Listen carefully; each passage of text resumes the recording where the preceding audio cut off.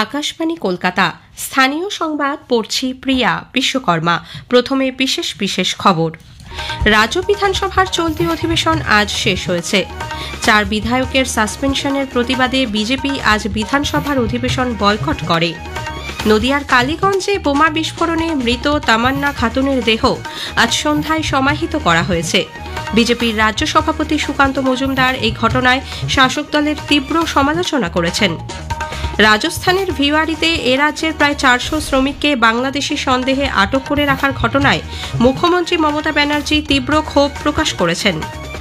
আগামীকাল 25শে জুন দেশজুড়ে পালিত হবে সংবিধান হত্যা দিবস। কলকাতা হাইকোর্ট সুপার নিউমেরারি পদ তৈরি করে কর্মশিক্ষা ও শারীর শিক্ষায় টাকার বিনিময়ে কারো চাকরি হয়েছিল কিনা তা জানতে চেয়েছে। আসছি বিস্তারিত খবরে। রাজ্য বিধানসভার চলতি অধিবেশন আজ শেষ হয়েছে। প্রথামাফিক ধন্যবাদ সূচক প্রস্তাব পাঠের মধ্যে দিয়ে অধ্যক্ষ বিমান বন্দ্যোপাধ্যায় অধিবেশন অনির্দিষ্টকালের জন্য মুলতবির কথা ঘোষণা করেন। নিজের সমাপ্তি ভাষণে অধ্যক্ষ শাসক ও বিরোধী পক্ষের বিধায়কদের আরও বেশি করে অধিবেশনে সক্রিয়ভাবে যোগ দেওয়ার আহ্বান জানান। নিজের বিরুদ্ধে ওঠা পক্ষপাতিত্বের অভিযোগ খারিজ করে দিয়ে অধ্যক্ষ বলেন, এই অধিবেশনে মোট 163টি প্রশ্নের মধ্যে 90টি ছিল বিরোধীদের। অতিরিক্ত প্রশ্নের ক্ষেত্রেও বিরোধী বিধায়কদের দ্বিগুণ সুযোগ দেওয়া হয়েছে বলে তিনি জানান। সভায় গতকালের গোলমাল নিয়ে তিনি নিরপেক্ষ তদন্তের আশ্বাস দিয়েছেন। নিরাপত্তা রক্ষীদের ওপর বিজেপি বিধায়কদের হামলা এবং 2 বিধায়কের ঘড়ি ও চশমা ভেঙে যাওয়ার ঘটনারও তদন্ত করা হবে বলে তিনি জানান।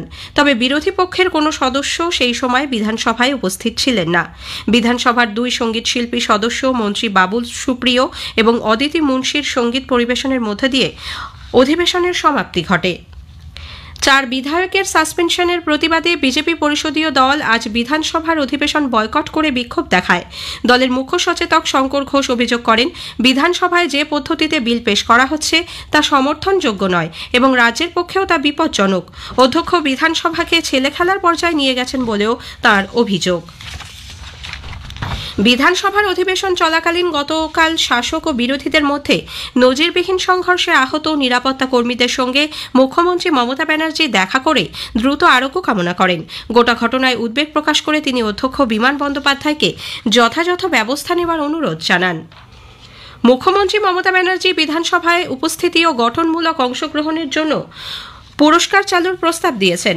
বিধানসভায় আজ পরিবেশ সংক্রান্ত আলোচনায় অংশ নিয়ে তিনি বলেন, ইতিবাচক কাজের জন্য পুরস্কার দিলে আগ্রহ বাড়বে। নিয়মিত যারা আসেন, ভালোভাবে অংশগ্রহণ করেন, তাদের স্বীকৃতি দেওয়া উচিত। শুধু বিধায়করাই নন, বিধানসভার কর্মী এবং ইতিবাচকভাবে খবর করা সাংবাদিকদেরও এই পুরস্কারের আওতায় আনার প্রস্তাব দেন মুখ্যমন্ত্রী। মুখ্যমন্ত্রী মমতা ব্যানার্জি ইরান ইসরায়েল সংঘাত ঘিরে আন্তর্জাতিক উত্তেজনার আবহে শান্তির বার্তা দিয়েছেন।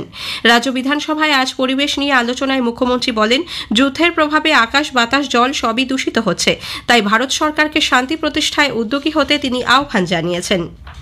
মুখ্যমন্ত্রী মমতা ব্যানার্জি রাজ্যে জলাভূমি বোঝানোর প্রবণতা নিয়ে তীব্র ক্ষোভ প্রকাশ করেছেন। বিধানসভায় আজ পরিবেশ রক্ষা সংক্রান্ত আলোচনায় অংশ নিয়ে মুখ্যমন্ত্রী বলেন, বিশ্ব পরিবেশ রক্ষায় জলাভূমির গুরুত্ব অপরিসীম।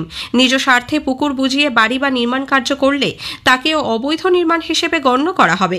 পরবর্তীতে তা ভেঙে দেওয়ার জন্য স্থানীয় প্রশাসন এবং পরিবেশ দপ্তরকে নির্দেশ দেন তিনি। মুখ্যমন্ত্রী বলেন, মুনাফার জন্য জলাভূমি বোঝানোর প্রবণতা কখনোই গ্রহণযোগ্য নয়। পূর্ব কলকাতার জলাভূমি বাঁচাতে কলকাতা হাইকোর্ট, দক্ষিণ 24 পরগনা জেলা প্রশাসন, জলাভূমি কর্তৃপক্ষ, রাজ্য বিদ্যুৎ বন্টন সংস্থা এবং সিইএসসিকে আরও সক্রিয় হতে নির্দেশ দিয়েছে। বিচারপতি অমৃতা সিনহা দীর্ঘদিন ধরে মামলাটি বিচারাধীন থাকলেও বেআইনি নির্মাণ চিহ্নিত করা ও ভাঙার ব্যাপারে উপযুক্ত ব্যবস্থা নেওয়া হচ্ছে না বলে তার পর্যবেক্ষণে জানিয়েছেন। বেআইনি নির্মাণের ওপর বসবাসকারীদের বিদ্যুৎ সংযোগের বিষয়ে বোঝানোর জন্য বিচারপতি 2 বিদ্যুৎ সংস্থাকে নির্দেশ দেন। চিহ্নিত 550টি বেআইনি নির্মাণ অবিলম্বে ভেঙে জলাভূমি বাঁচানোর জন্য প্রয়োজনীয় ব্যবস্থা নিতেও বলেছে আদালত।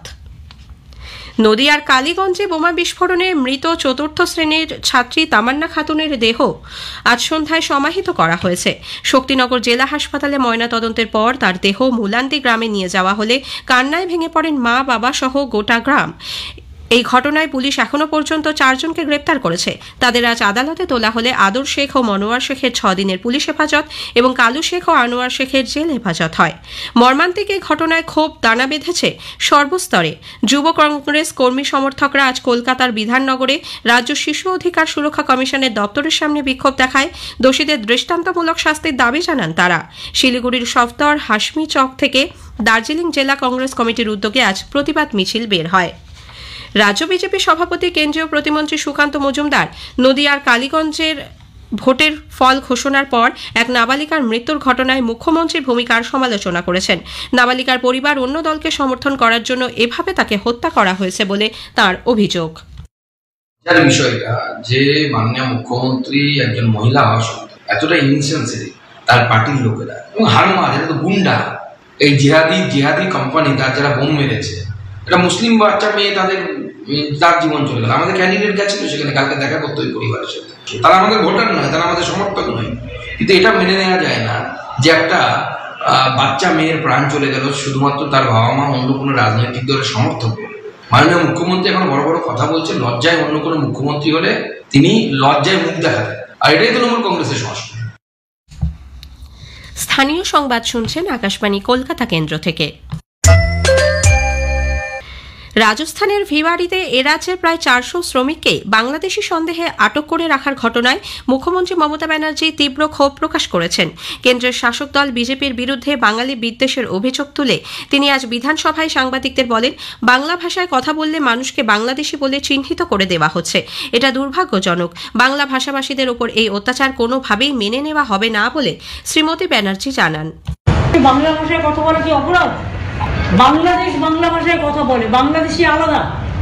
ইন্ডিয়ানদের সমস্ত আইডেন্টিটি থাকা সত্ত্বেও বাংলা ভাষায় কথা বললেই বাংলাদেশি বলে দেওয়া, তকমা দিয়ে তাকে আটকে দেওয়া হচ্ছে। আজকে আমার কাছে খবর এসেছে প্রায় 300 থেকে 400 পরিযায়ী শ্রমিককে রাজস্থানের একটি ভবনে বন্দি করে রাখা হয়েছে, আটকে রাখা হয়েছে। সেম জিনিস আরো অনেক রাজ্যে হয়েছে, যেখান থেকে আমরা অলরেডি তাদের নিয়ে এসেছি। বাংলা ভাষায় যারা কথা বলে তারা কি অপরাধটা করেছে এই বিজেপি সরকারের কাছে? সবাইকে বাংলাদেশি আখ্যা দিয়ে বন্দি করে রাখা হচ্ছে, তাদের বাংলাদেশে পুশ করে দেওয়া হচ্ছে, তাদের উপর অত্যাচার হচ্ছে। আগামীকাল 25শে জুন দেশ জুড়ে সংবিধান হত্যা দিবস পালিত হবে। 1975 সালের এই দিনে দেশে জরুরি অবস্থা ঘোষণা করা হয়। তা চলে 1977 সালের 21শে মার্চ পর্যন্ত। এর কারণ হিসেবে অভ্যন্তরীণ গোলযোগকে তুলে ধরা হয়েছিল। প্রধানমন্ত্রী নরেন্দ্র মোদী তার মন কি বাত অনুষ্ঠানে জরুরি অবস্থার ঘোষণাকে ভারতীয় গণতন্ত্রের এক কালো অধ্যায় হিসেবে চিহ্নিত করেছেন। 25 जून की वो रात देश की आत्मा को कुचल दिया गया था। भारत में लोकतंत्र संविधान के पन्नों से पैदा नहीं हुआ है। भारत में लोकतंत्र सदियों से हमारी आत्मा, इस आत्मा को कुचल दिया गया। देश के मीडिया को दबोच दिया गया। কেন্দ্র 1975 সালের এই জরুরি অবস্থা ঘোষণাকে সংবিধান হত্যা দিবস হিসেবে পালনের সিদ্ধান্ত নিয়েছে। বিষয়টি নিয়ে আমরা হাজির হয়েছিলাম বিভিন্ন ক্ষেত্রের বিশিষ্ট জনেদের কাছে। অর্থনীতিবিদ সুদীপ্ত গুহ বললেন, এই জরুরি অবস্থা ঘোষণার মাধ্যমে প্রকৃত অর্থে ভারতের সংবিধানকে কলুষিত করা হয়। আমাদের দেশে যেটা হয়, আমাদের যেহেতু সভ্য দেশ, মানুষ রাস্তায় নামে, মানুষ আন্দোলন করে, প্রতিবাদ করে এবং ইন্দিরা গান্ধীকে বাধ্য করে সেই ইমার্জেন্সি থেকে ফিরিয়ে আনতে। এটা একটা চক্রান্ত ছিল এবং সেই চক্রান্তের বেসিসে এই জিনিসটা সেই সময় করা হয়েছিল। এবং এই 2 বছরের সবচেয়ে যে ভিন্ন যে জিনিসটা করা হয়েছে সেটা হলো বাবা সাহেব আম্বেদকরের পবিত্র সংবিধানে অপবিত্র শব্দকে যোগ করা, বাবা সাহেবের সংবিধানকে আবার পবিত্র করা। প্রধানমন্ত্রী নরেন্দ্র মোদী এই মাসের 29 তারিখ আকাশবাণীতে মন কি বাত অনুষ্ঠানে তাঁর চিন্তাভাবনা দেশ বিদেশের মানুষের সঙ্গে ভাগ করে নেবেন। এটি হবে মন কি বাতের 123তম পর্ব। বেলা 11টা থেকে আকাশবাণী এবং দূরদর্শনের সবকটি চ্যানেল ও Akashvani news on AIR website, mobile app, প্রধানমন্ত্রীর দপ্তর এবং তথ্য সম্প্রচার মন্ত্রকের ওয়েবসাইট ও ইউটিউব চ্যানেলেও মন কি বাত সম্প্রচারিত হবে। কলকাতা হাইকোর্ট সুপার নিউমারারি পদ তৈরি করে কর্মশিক্ষা ও শারীর শিক্ষায় টাকার বিনিময়ে কারো চাকরি হয়েছিল কিনা তা জানতে চেয়েছে। প্রাথমিক শিক্ষক নিয়োগ দুর্নীতির তদন্তে সিবিআই এর পেশ করা অতিরিক্ত চার্জশিটে টাকা নিয়ে চাকরি বিক্রির উল্লেখ রয়েছে। কর্মশিক্ষা ও শারীর শিক্ষায় নিয়োগ নিয়ে সিবিআই এর তদন্ত কিছু হয়েছে কিনা বিচারপতি বিশ্বজিৎ বসু আজ আদালতকে তা জানাবার নির্দেশ দেন। শেষ করার আগে স্থানীয় সংবাদের বিশেষ কিছু অংশ আরও একবার। রাজ্য বিধানসভার চলতি অধিবেশন আজ শেষ হয়েছে। 4 বিধায়কের সাসপেনশনের প্রতিবাদে বিজেপি আজ বিধানসভার অধিবেশন বয়কট করে। নদিয়ার কালীগঞ্জে বোমা বিস্ফোরণে মৃত তামান্না খাতুনকে আজ সন্ধ্যায় সমাহিত করা হয়েছে। স্থানীয় সংবাদ শেষ হল।